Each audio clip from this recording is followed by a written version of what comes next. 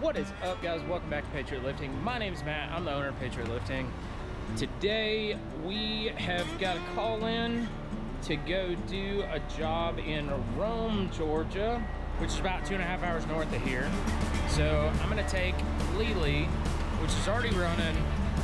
The fortunate thing is it's kind of late in the afternoon. It's like 2 o'clock, and we have another job right after that in Chattanooga tomorrow. So I'm just gonna run to Rome and then get a hotel and shoot up to Chattanooga. So stay tuned, should be fun. I gotta get all my stuff. All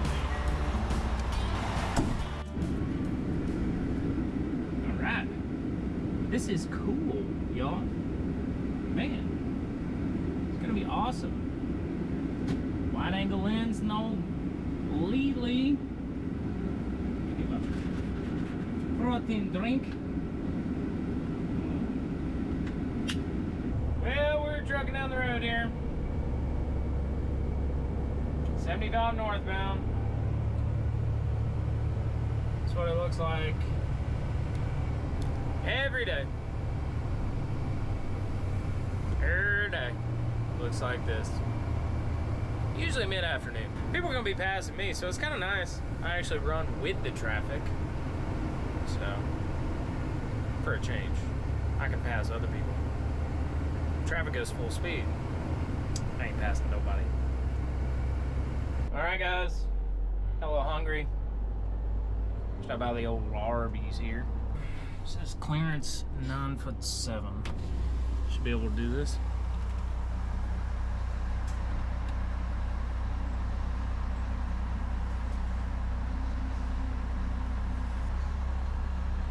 I don't think I'm on the sensor.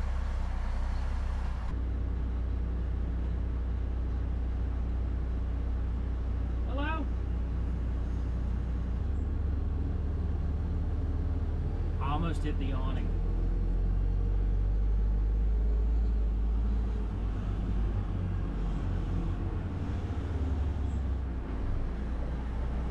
The sensor wouldn't pick me up.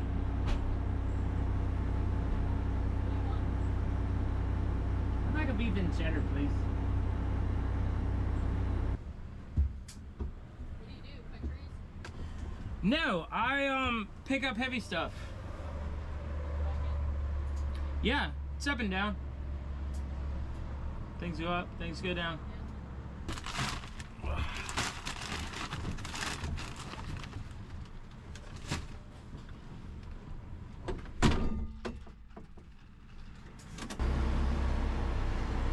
Watch the awnings, you know, when you're trying to go through the drive-thru like that.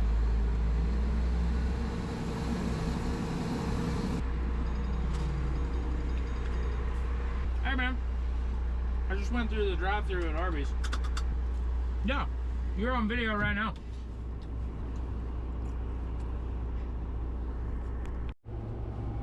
All right, just in the traffic, check it out.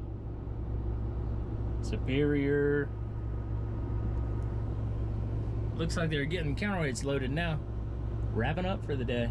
They must have been setting an AC unit over there somewhere. Pretty cool. So pretty funny.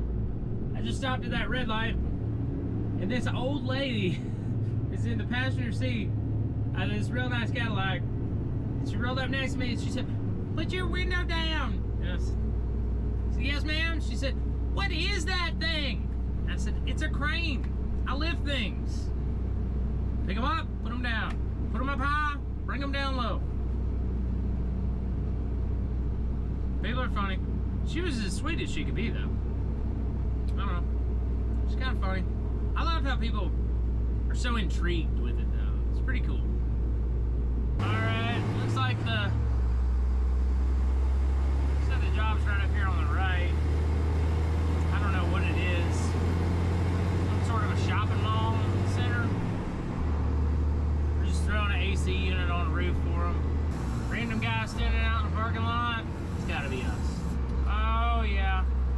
Got the U-Haul trailer special right here. He's heating tonight. Air guys mean business. Oh yeah.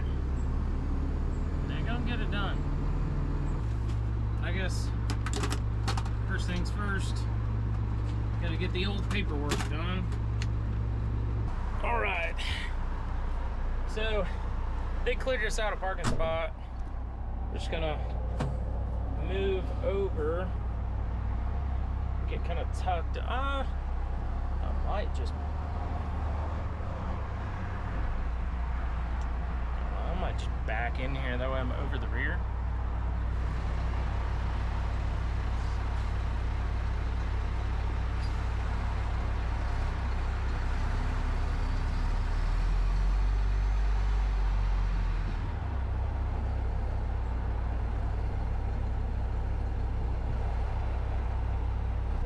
Get my hard hat on, grab my remote.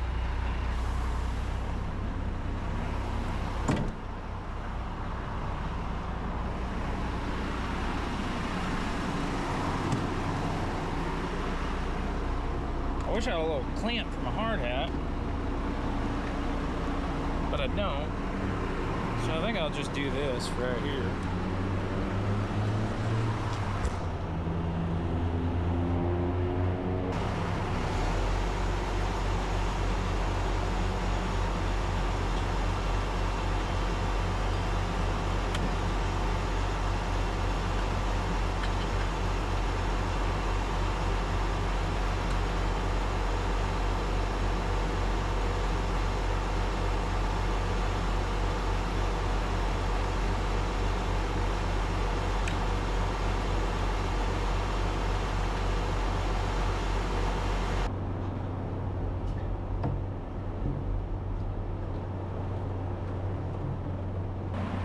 You always got to turn them.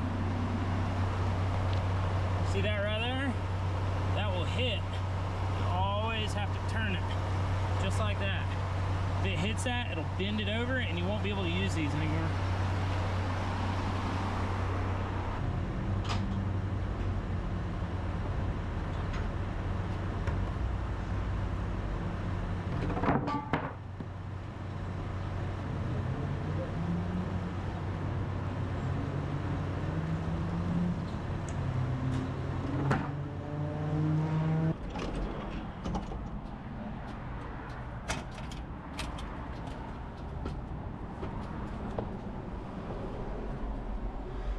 Nice and clean in here.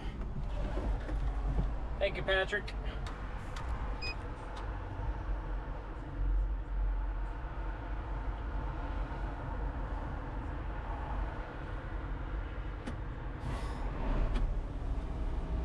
All right.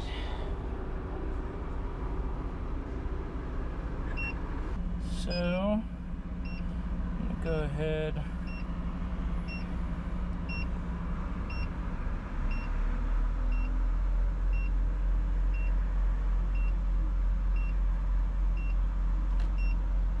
That one down till it hits. Look right through there. Alright. Turn that one off.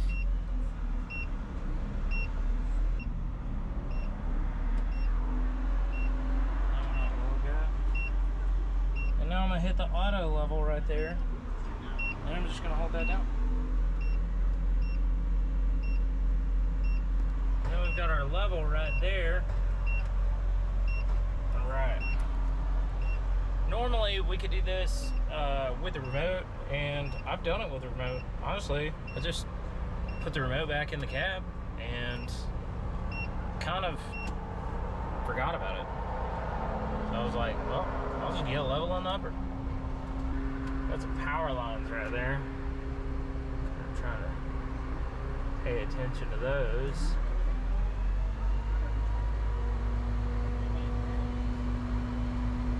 So it's on eco mode, which it revs itself up. I'm not hitting the gas pedal. It just automatically revs itself up and throttles up. It's pretty cool, really. Yeah. Get my, cool. Now my house locks down, or up. House locks up, so I can get out and get me some rigging on. But first, I'm gonna put my step out.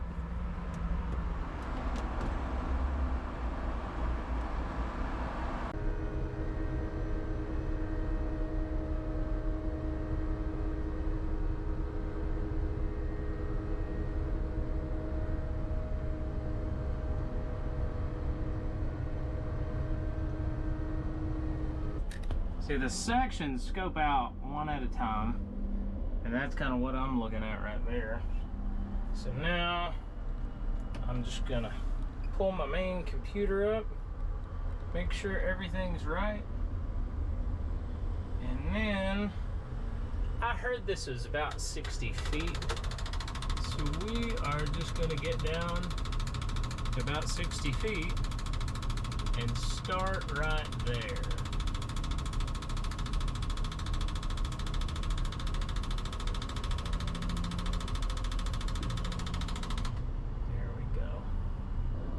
Give me the thumbs up. So maybe that means go down. Yeah. Cool. Maybe this thing's sitting on a ginormous curve or something.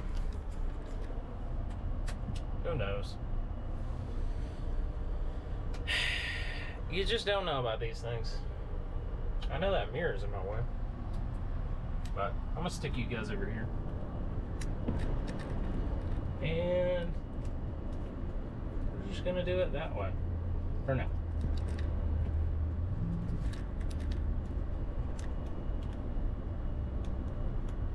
There we go. Yeah, that's good. That's a good job right there. I'm at a 61-foot radius right now. I think Brett pulled the measurement on Google Maps, and he said it was about 60 feet. So looks like to me he's pretty spot on. At this point, I'm just waiting for them to hook it up, and then they'll just give me signals to pull it off. Let me put that mirror up.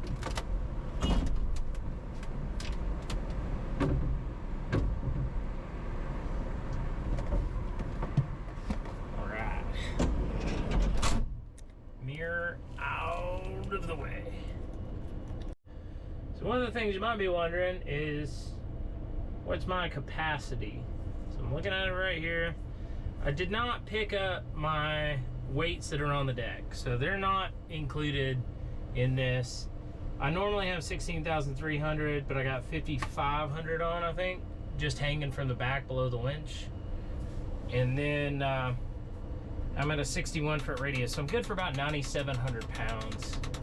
I got 3 parts of line in because the next job that I'm going to is a crawler dismantle, and I'm gonna need to lift like 30,000 for that, and this is 1 unit, so I'm not really gonna change all those parts of line on and put the ball on for 1 unit.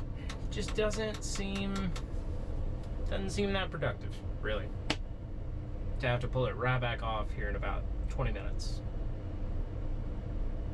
Hopefully, as long as they don't have problems. Now, my computer's not gaining weight anymore, so that tells me that I'm probably up in the air. So my straps are tight, so they're gonna boom up now. This thing's so smooth.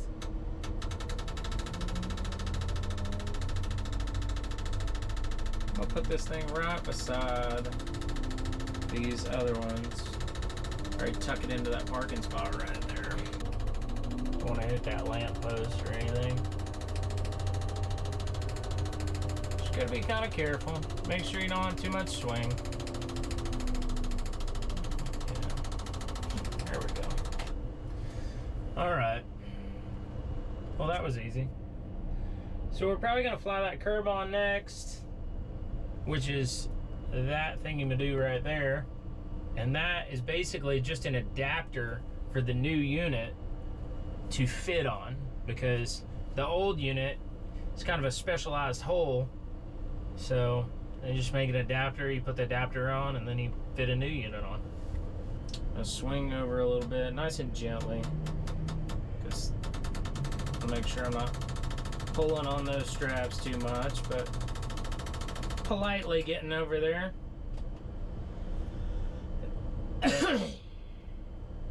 Yeah, so he's wanting to hook up to the next one, which is fine. We got enough strap to do it. So they don't use a crane every day. You know, they might use a crane like once every 3 or 4 months or once a year. A lot of these guys, These fly-by-night companies, they'll do once a year or something.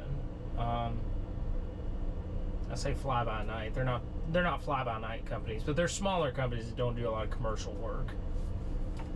So make sure I boom up away from that car a little bit, and we'll be good to go. There we go. Now we'll go back to 61 feet.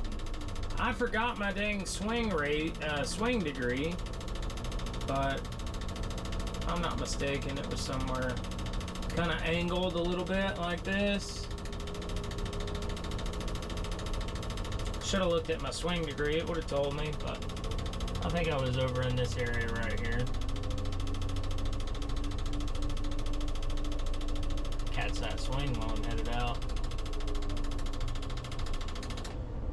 There you go.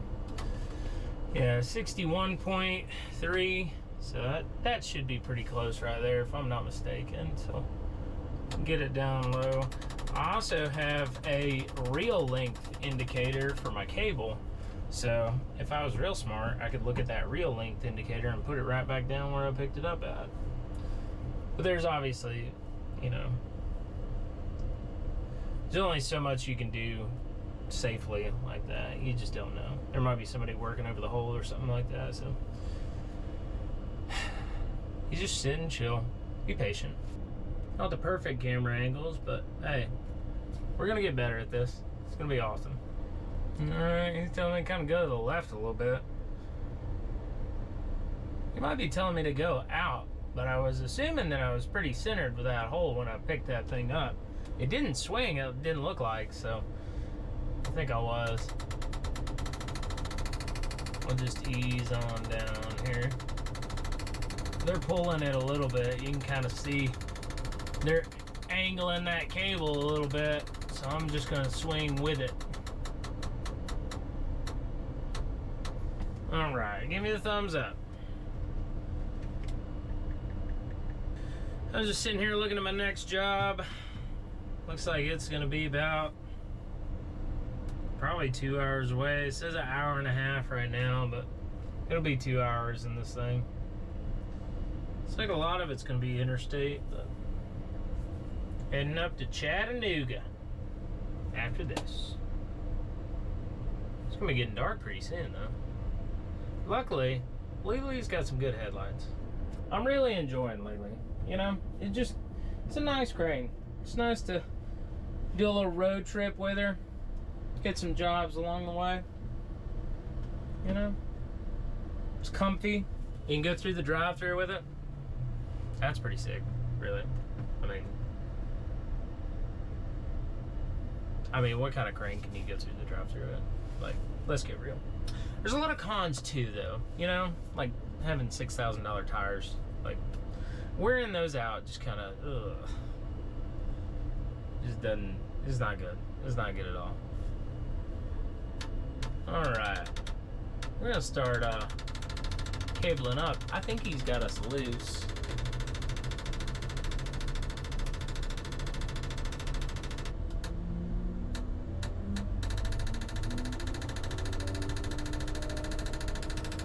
Oh, yeah.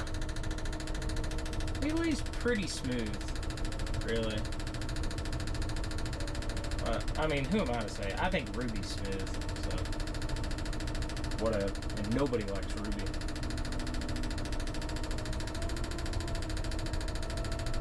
Except for you, Josh. You like them TMS 9000s.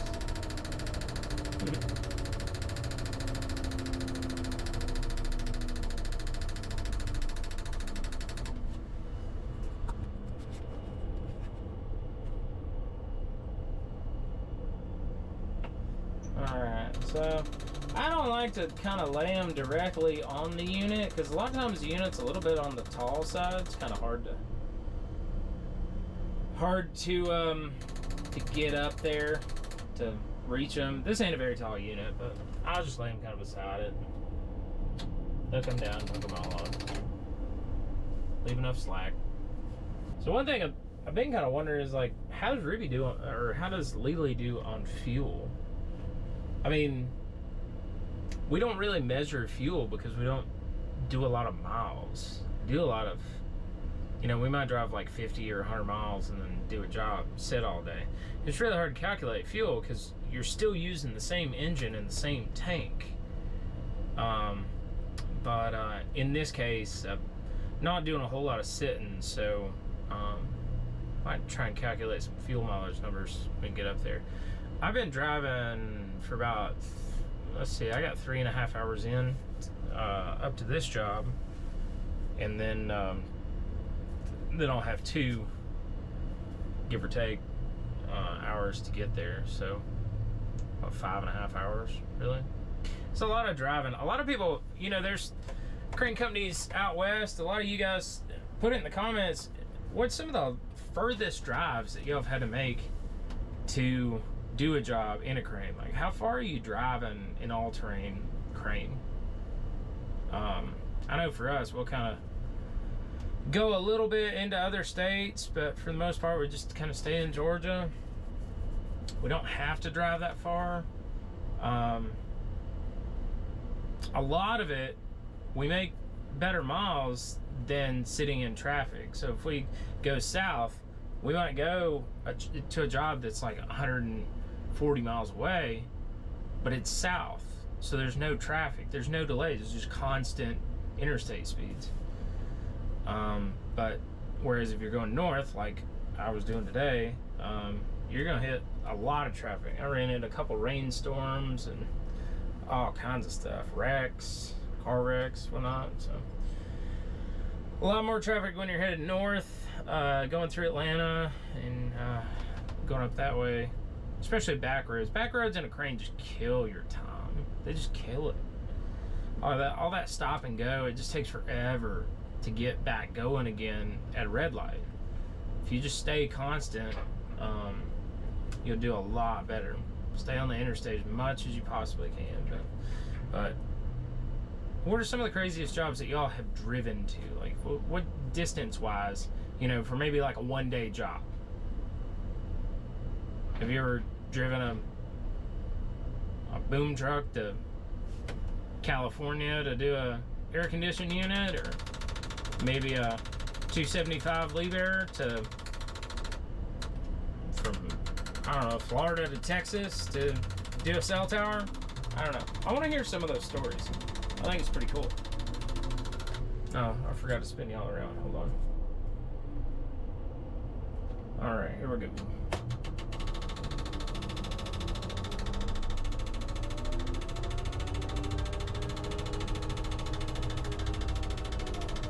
Sorry I didn't turn y'all up like I should have, but I'm gonna get better at this camera thing. Just got a new GoPro. That's what I'm using now. 13 model, I think is what it is. I don't know. I get the iPhones and the GoPros confused. I think it's the 13. So I'm keeping an eye on that cable a little bit. Like, yeah, I'll kind of adjust as they adjust. I'm not gonna let them pull my block completely sideways or anything. It's a little bit further radius, 5 foot further. We're still good for 8,400 pounds. We could obviously pick up that counterweight that's on the deck and be good for a lot more. So, not too worried about that. So I'll show you guys. So this is our level. It kind of flexes a little bit from time to time. This is our radius right here. So it's basically the center of the rotation of the boom to the center of the load, or where the hook is. He's giving me the cable up signal.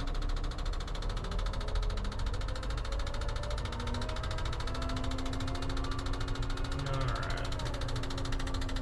I think we're about good to go. I'm gonna go ahead and boom up here. Boom up to about a little over 70, and scope this rig back in. Here we're at 71-degree boom angle, 25 basically foot radius. We got 90 feet of boom out. This is our cable length from the last time they zeroed it.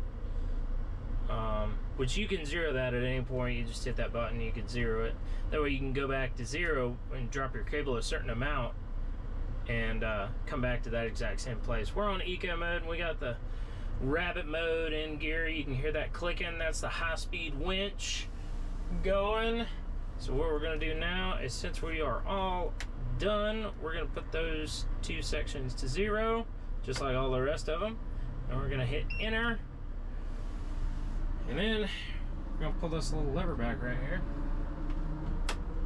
And we're going to watch on the screen, and it should grab that section. Well, it's already latched to it. So it's going to pull that section in, and then it will release from that section and go get the next section. It's pretty cool. It's called a pinning and latching system. What it does is it keeps the cylinder out of the end of the boom. So when you scope back out, you're not going to have a whole bunch of cylinder and retract cables and all that kind of stuff inside the boom going against you when you go to pick something up. It keeps it light and empty like a lightsaber. So you just let go. It's going to go out to the next one, and it's going to grab the next one. There's a little percentage down there in the bottom right corner there. And the cool thing I like about the Liebherr is, you know, when you're scoping in, you're always a little bit conscious of the block kind of swinging a little bit and maybe hitting the cab. And the nice thing about the Liebherr is you can boom and scope at the same time. Now, that's not necessarily normal for a crane to be able to boom and scope at the same time. Usually the boom function will quit because the scoping demands so much hydraulic fluid. So we're gonna cable that up a little bit just because I'm holding the camera with one hand here. Let me get that up real high right there. And then we'll just push that lever back a little bit more. Pull that thing in.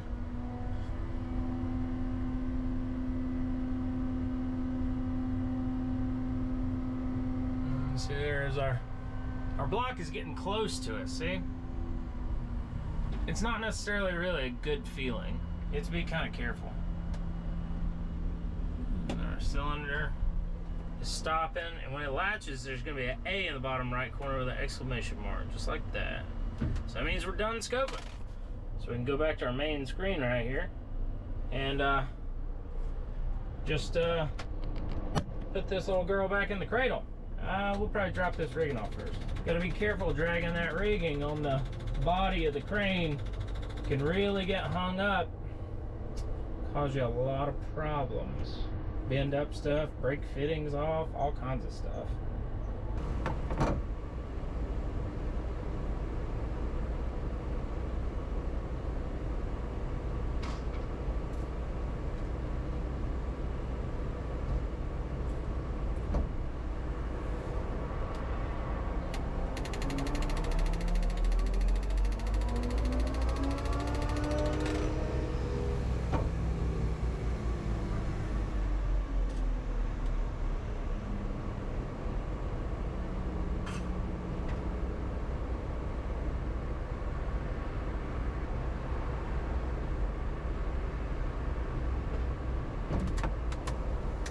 Cool. So now all we're gonna do, swing back to 178.2, I believe. And that's our swing angle. We're gonna put our house lock in.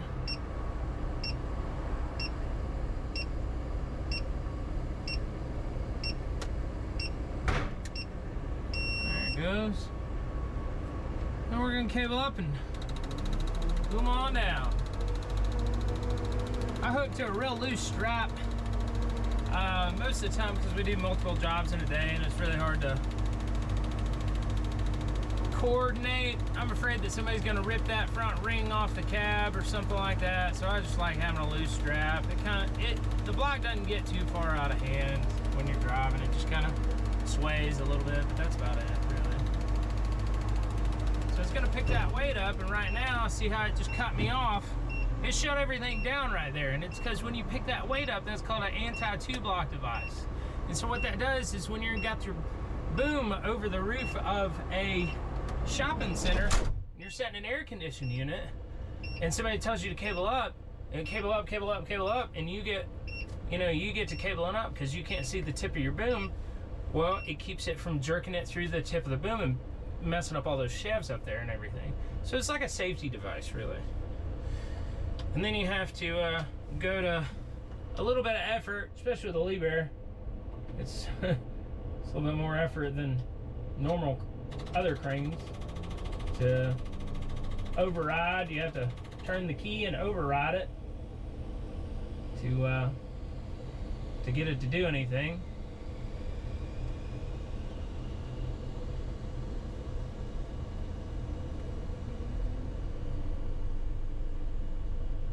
Put it all the way down. Oh man, wasn't that fun? So I'm gonna go ahead and take it off outriggers right here. And I think what I'm gonna do is just hit the old suspension and jack it up. So our outrigger pressures look like they're going down now. And they're going down because I'm using the suspension to jack it up. All right, well, I think that's about all we're gonna do in here. We're gonna go ahead and turn the key off. Get out. We'll do the rest from the bottom. So I always kind of have to regroup when I'm getting this thing broke down, because I just don't want to break anything, you know? So I'm gonna set you guys up there.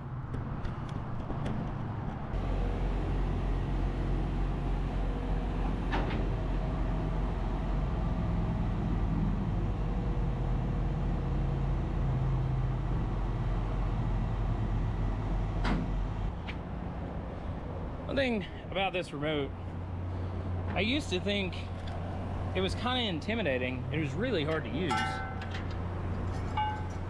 But it actually is super easy and user-friendly. And I think the coolest thing about Liebherr is it's all modular. What I mean by that is a lot of it is all the same. When you go from model to model, it's literally the same thing. Just a different crane. What about hard to get those up there with one hand? You always want to make sure your handles are up and down. The reason is when you go down and strap that and the crane's leaned over on a hill, all your polys will run off and roll down the hill. Ask me how I know.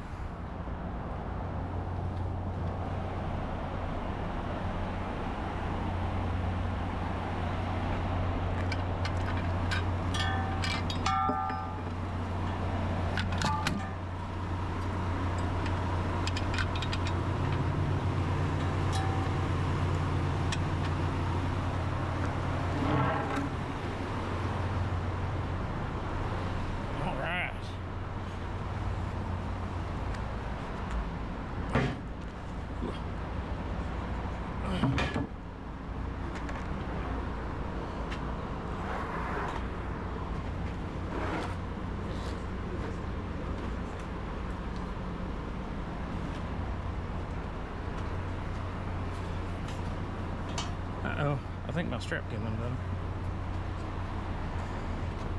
Yep.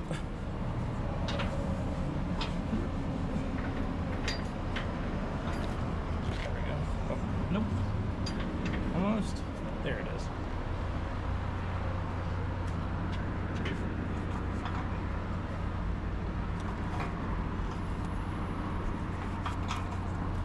There we go. All twisted up.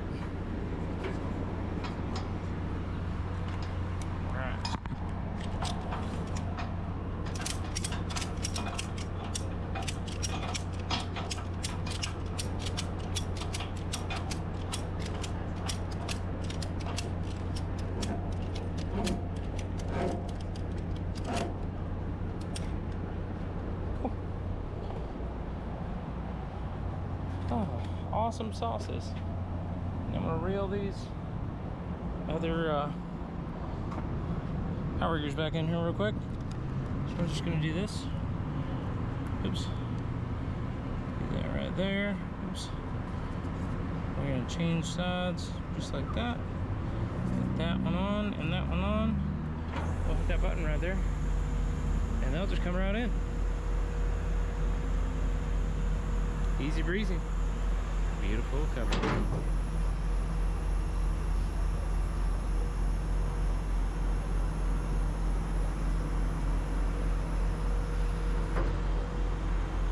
And that's it. It's just that easy. Throw these straps back in the box. We'll be good to rock and roll. Get on out of here.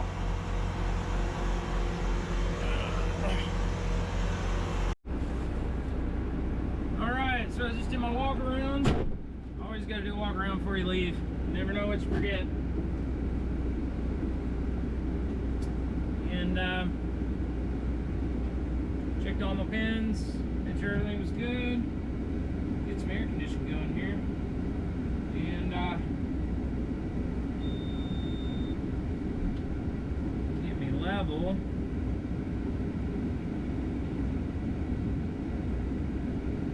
Get my suspension all jacked up and level. I'll be good to go. Blinky blinky, we're good. So I almost forgot to recap the job. Everything went well. Those guys were super cool, easy to work with, knew what they were doing. They'd worked with cranes before.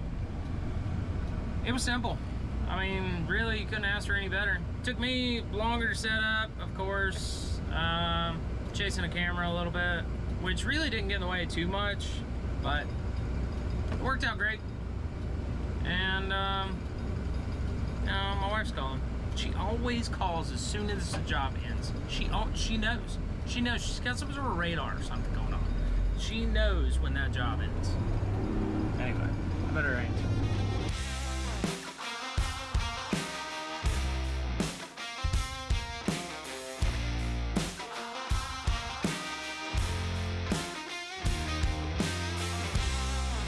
I'll give you this footage for a little bit. I'm just kidding. Probably just gonna show up in Chattanooga. See you there.